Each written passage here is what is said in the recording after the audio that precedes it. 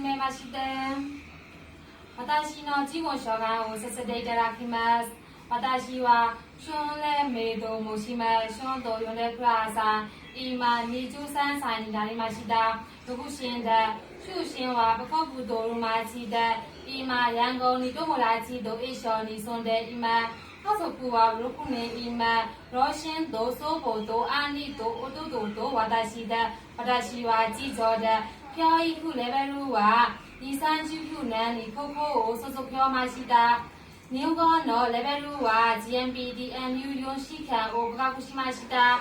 今、N3 レベルを続けて勉強しています。趣味は本を読むと朗報することで、私の長所が明るくてみんなと仲良くできることで、短所は新しい仕事を始めるときは間違いを心配しすぎることで、しかし仕事をするときは落ち着いて何度も確認しています。